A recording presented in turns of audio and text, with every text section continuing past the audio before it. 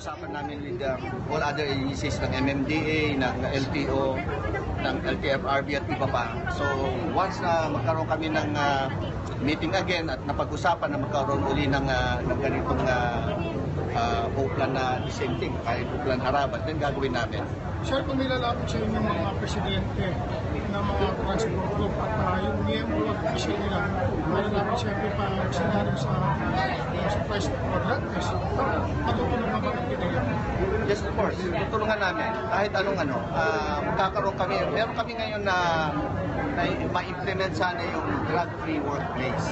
Sa bawat kumpanya sana, dapat magkaroon ng policy ng drug-free workplace. Kaya yun din naman ang hamon ko sa lahat ng mga TV networks, di ba?